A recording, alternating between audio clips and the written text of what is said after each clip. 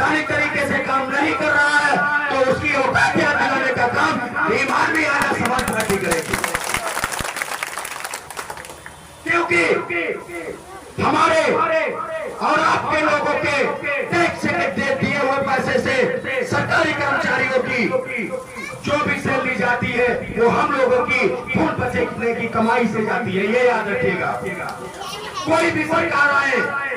कोई भी सरकार कोई भी काम करवाती है तो वो अपने बाप के पैसे से नहीं करवाती है, वो हमारे एक एक पैसे का हिसाब करती है। और जो लोग आज करोड़ों करोड़ किए बैठे हैं, करोड़ के घोटाले किए बैठे हैं, वो तुम्हारे बाप का पैसा नहीं है। आज से पहले कितने लोग जानते थे आगे?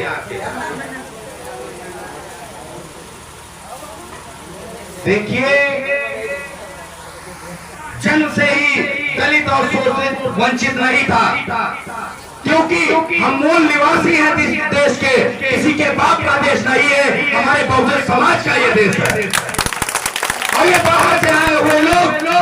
दो कौड़ी के लोग जो यहाँ हमारे टुकड़ों पे पड़ते थे, वो आज हमारे सर पे डांस कर रहे हैं।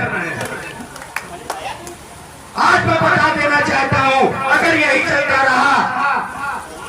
तो ये समझ लीजिएगा वो दिन दूर नहीं जब फिर से देश आजाद होने से पहले, हमारा भारतीय संविधान लागू होने से पहले ज्योतिबा फुले, बाबा साहब, काशीराम साहब, पेरियार लाल यादव, इनसे पहले जो हमारे समाज पे जुल्म और अत्याचार हो रहे थे वो दिन फिर आ जाएगा। आज हमारे साथियों के पास में, आज हमारे भाइयों के पास में समय नहीं निकलता है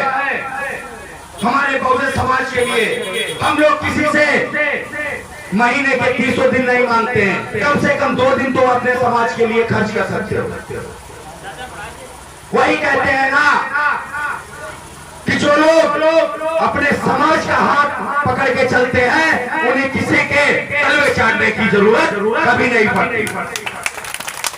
और आज मैं आप लोगों को बता देना चाहता हूँ, जिस तरीके से हमारे युवा साथी हमारे साथ में जुड़ के और इस मिशन को आगे बढ़ाने का काम कर रहे हैं,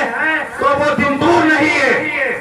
कि इस देश में नीला झंडा लहराएगा और बहुजनों का शासन फिर से कायम होगा। क्योंकि वही कहते हैं कि संघर्षों के साए में जब जोर जवानी पलती है और जिस ओर जवान चलता है उस ओर जमाना चलता है। कुछ पंक्तियां गड़बड़ा गई, दोबारा से बोलना चाहूंगा कि संघर्षों के साए में घनघोर जवानी पलती है, इतिहास बदल जाते हैं जिस और जवानी चलती है। तो मैं युवा साथियों से कहना चाहूंगा कि आप अपने आप को कभी भी कमजोर न समझिएगा, ये मत समझिएगा कि आपके पास पैसा नहीं है, आपके पास राजपाट नहीं है, आपके पास धन दौलत नहीं है, तो ये मत समझिएगा कि आप लोग कमजोर हैं। क्योंकि बाबा साहब के पास में भी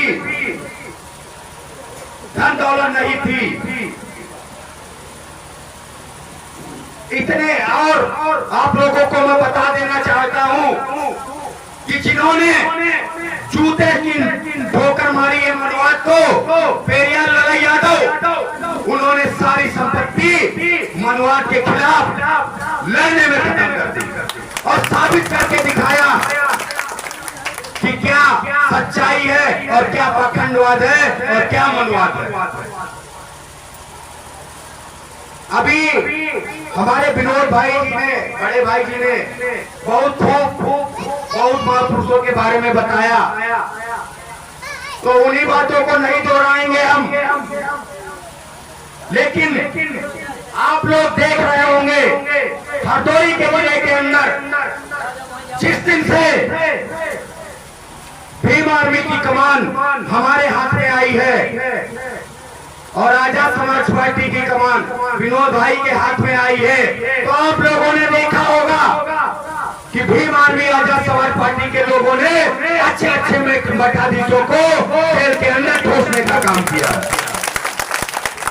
क्योंकि हम लोग संवैधानिक तरीके से काम करते हैं, हम लोग सच्चाई के लिए लड़ते हैं, हम लोग अपने हक अधिकारों के लिए लड़ते हैं। आपके जिले में अनेकों कांड हुए जिनमें भीम आर्मी और आजाद समाज पार्टी ने उनको अंजाम तक पहुंचाने का काम किया है। ये आप लोग भली भांति जानते हैं कि आपके क्षेत्र में ही ऐसे काम हो चुके हैं जिनको भीम आर्मी के लोगों ने आकर के मजबूती से उन लोगों की लड़ाई लड़ने का काम किया और उन्हें न्याय दिलाने का काम किया। भीम आर्मी आजाद समाज पार्टी के लोग कभी भी किसी सामंतवादी, किसी ताकतवर, किसी मनुवादी और किसी भी भ्रष्ट अधिकारी कर्मचारी से कभी भी नहीं डरते, चाहे भी कितना भी बड़ा वो प्रशासन का आदमी हो, कितना भी बड़ा अधिकारी हो, अगर वो अपनी जगह पे गलत है और संवैधानिक तरीके से काम नहीं कर रहा है तो उसकी औकात दिलाने का काम भीम आर्मी आजाद समाज पार्टी करेगी, क्योंकि हमारे और आपके लोगों के टैक्स से दिए हुए पैसे से सरकारी कर्मचारियों की जो भी सैलरी जाती है वो हम लोगों की खून पसीने की कमाई से जाती है, ये याद रखिएगा। कोई भी सरकार आए, कोई भी सरकार कोई भी काम करवाती है तो वो अपने बाप के पैसे से नहीं करवाती है, वो हमारे एक पैसे का हिसाब करती है। और जो लोग आज करोड़ों किए बैठे हैं, करोड़ों के घोटाले किए बैठे हैं, वो तुम्हारे बाप का पैसा नहीं है। जो तुम अमित यादव का हजारों करोड़ रुपया माफ कर रहे हो और हमारे 10,000, 20,000, 50,000 रुपए अगर किसी किसान भाई पे है तो उसे आत्महत्या करनी पड़ रही है और तुम हजारों करोड़ रुपए अपने बापों के माफ कर रहे हो, तो उनको वो तुम्हारे बाप की दौलत नहीं है जो अपने साथियों पे तुम लुटा रहे हो। इसका हिसाब तुम्हें देना पड़ेगा और ये याद रखिएगा, आज तुम्हें सत्ता का घमंड है तो सरकारें बदलती रहती है और ये जनता और ये बहुजन समाज के लोग जिन लोगों को कुर्सी पे अगर तुम्हें बिठा सकते हैं तो लात मार के कुर्सी से नीचे भी गिरा सकते हैं। और जनता भली बात समझ चुकी है कि उनके हक और अधिकारों के लिए कौन लड़ रहा है और उनके सम्मान स्वाभिमान के लिए कौन आवाज उठा रहा है। और इसका परिणाम आप लोग 2027 में आप लोगों को देखने का मिलेगा। सत्ता में हमारी भागीदारी होगी और जब हमारी सत्ता में भागीदारी होगी तो ये जो मनवादी सामंतवादी लोग बैठे हुए हमारे बहुजन समाज के लोगों पे तरह तरह से अत्याचार करते हैं तो वो राज खत्म हो जाएगा, वो अंत होने वाला है, ये मैं बता देना चाहता हूँ सरकारों को। और आज जो ये हमारे थानों में बैठे पुलिस प्रशासन के लोग जब हमारे किसी भाई पे अत्याचार होता है, परेशान किया जाता है, सबूत होते हुए भी वो लोग FIR दर्ज नहीं करते हैं, तो ये याद रखिए कि आप को जो तनख्वाह मिलती है वो इस गरीब समाज के एक रुपए से टैक्स से आपको दी जाती है, ना कि कोई सरकार कोई भी व्यक्ति अपने पैसे से देता है, अपने जेब से नहीं देता।